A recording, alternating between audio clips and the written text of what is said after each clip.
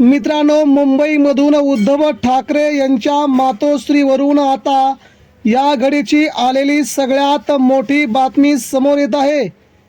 अतिशय मोठी बातमी, आनंदाची बातमी. मुंबईतून मातोश्रीवरून शिवसैनिकांना हवीशी वाटणारी आणि शिवसैनिकांना जल्लोष करायला लावणारी मातोश्रीहून आली सगळ्यात मोठी आनंदाची बातमी. ठाकरेंनी घेतला अखेर सगळ्यात मोठा निर्णय. उद्धव ठाकरेंच्या या निर्णयाचं मनसेकडून आणि उद्धव ठाकरेंच्या शिवसैनिकांकडून देखील स्वागत. मित्रांनो, मातोश्रीवर शिवसैनिकांचा जल्लोष अखेर झाला सुरू. मुंबईत नेमकं काय घडतंय सविस्तरपणे अपडेट आता आपण जाणून घेऊया. मित्रांनो, बघूया बातमी काय आहे.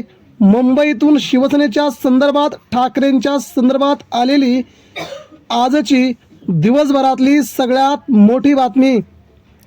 मित्रांनो, सामान्य शिवसैनिक शिवसेनेसाठी आपलं सर्वस्व अर्पण करायला तयार आहे. नेते गेले, मंत्री गेले, आमदार गेले, तरी देखील सामान्य शिवसैनिक ठाकरेंची साथ सोडायला तयार नाही. गेली 50 वर्ष सत्तेच्या विरोधात झगडणारा शिवसैनिक कधी सत्तेसाठी हपापला असं झालं नाही.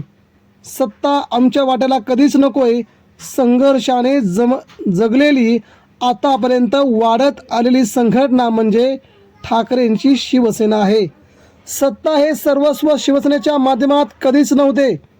शिवसेनेच्या 50-55 वर्षातील फक्त 10 ते 15 वर्षे असतील सत्तेची.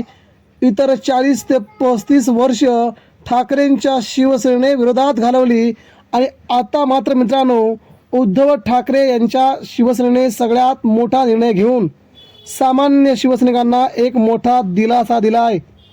महाराष्ट्राच्या कानाकोपऱ्यातून ठाकरेंसाठी झगडणारा, ठाकरेंसाठी जीव देणारा, ठाकरेंच्या विश्वासावरती सर्व काम करणारा, एक मातोश्रीचा आदेश श्रीसंबंध मानणारा प्रत्येक शिवसैनिक मित्रांनो आज आनंदित झाला आहे. नेमकं काय घडतंय ते देखील आपल्याला बघायचंच आहे. मुंबईमध्ये उद्धव ठाकरेंची आज अतिशय तातडीची तात्काळ बैठक झालेली आहे. ठाकरेंनी आपल्या 20च्या 20 आमदारांना मुंबईत आमंत्रित केलं आहे. मुंबईत मातोश्रीवरती उद्धव ठाकरे यांच्या आमदारांची आज बैठक पार पडली. या बैठकीमध्ये मित्रांनो उद्धव ठाकरेंनी थेट आदेश दिले आहेत. आमदार यांना ठाकरेंनी आदेशित केल्यामुळे महाराष्ट्रात आनंदाचं, चैतन्याचं वातावरण बनलं आहे.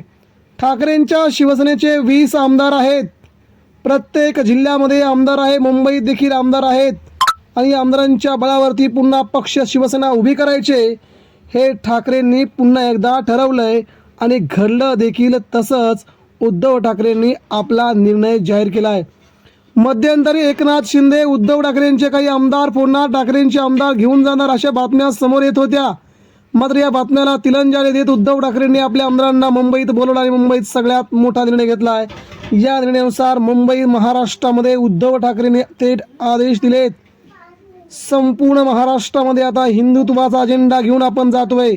महाराष्ट्राच्या कानाकोपऱ्यामध्ये पुन्हा एकदा रामरक्षा आरती आपण चालू करूया. प्रत्येक गावागावापर्यंत, ज्या ज्या गावात हनुमान मंदिर असेल, ज्या ज्या जिल्ह्यात शहरात हनुमान मंदिर असेल त्या प्रत्येक गावात अशा प्रकारची आरती झालीच पाहिजे असं म्हणत रामरक्षा आंदोलनाला उद्धव ठाकरेंनी थेट भाजपला आव्हान देत 2029चं रणशिंग ठाकरेंनी आत्ताच फुंकलंय.